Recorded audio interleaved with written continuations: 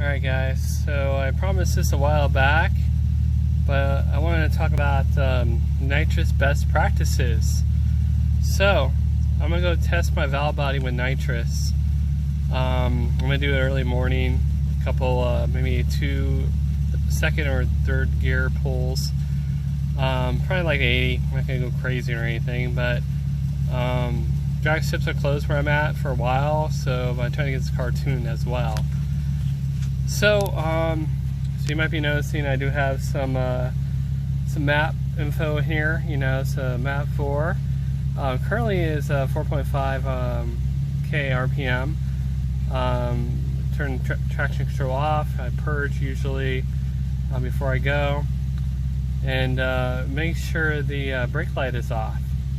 So I have line locks too, and check the bottle pressure and fans, which I eliminated.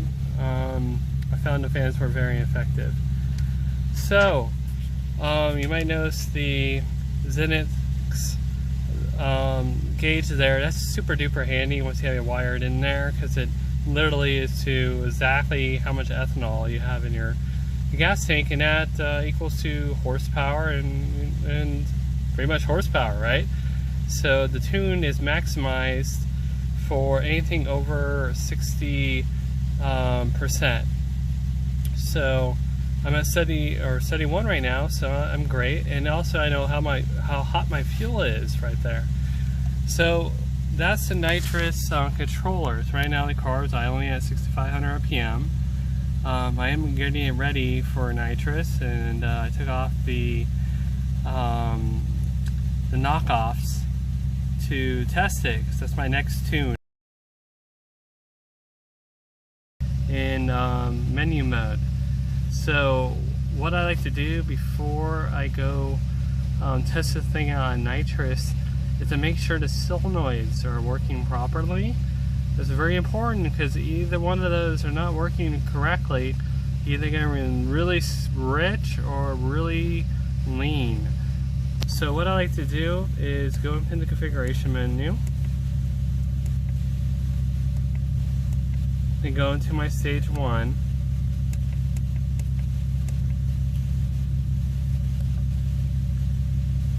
and then change my RPM range. So there's multiple maps in my car. This map right here is the one I'm currently using for drag racing, so I don't break traction right off the starting line. So nitrous kicks in at this point, and then I'm gone past the tree. But that might change. I got a new valve body job done, and I'm probably getting a new a torque converter upgrade as well. So, but for now, how to test this thing? You have to go down to probably what I've been doing is about 1,000 RPM or even 900. The car's already pretty warmed up. That's sufficient to figure out if the solenoids will work, and everything else is fine. No gear lockouts, we're not doing anything else, and we're probably just getting out of here. Right now, so we're back at the menu, 6,500 RPM. Again, the nitrous is turned off. Sorry again if this video is a little difficult to follow, but that's nitrous.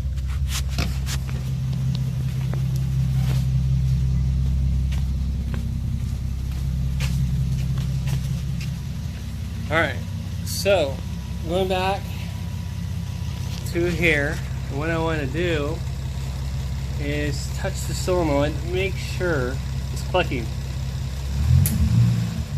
Alright, I felt it. That means gas just went into the intake. But since the intakes, they're long tube, that extra gas is just going to go down the bottom and eventually bleed out, right? So, and here's an extra yoga move for you to make sure. Oh man, the nitrous is actually going to hit at the same time. The reason I do this is because you never know if your ground is bad or if the solenoid is bad, and you want to do this prep before you go run these cars, but maybe do some yoga moves at the same time. So I got my foot on the gas. I'm going to try to reach this.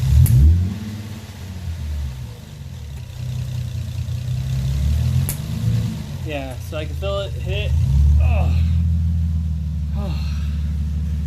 But yeah, definitely need a friend for this shit.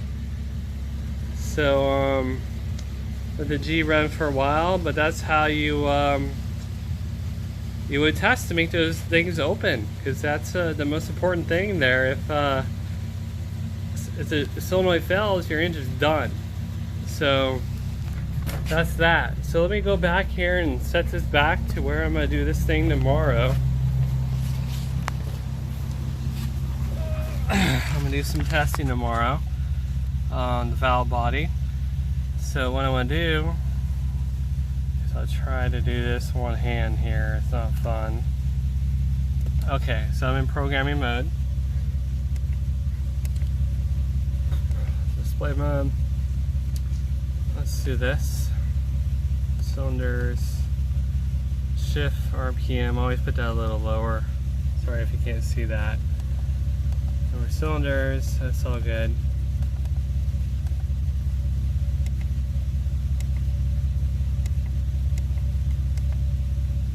Stage 1, yes.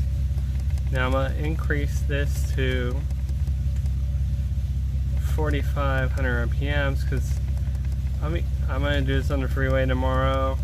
I'm probably going to do a third gear pull, and I just wanted to hit 4,500 RPM.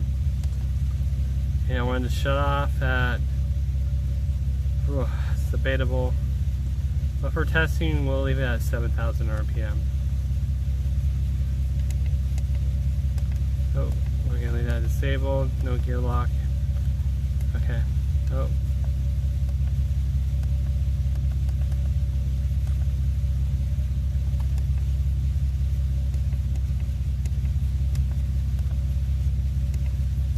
Now, if you can catch that previously, so this means that I have it in the fail safe.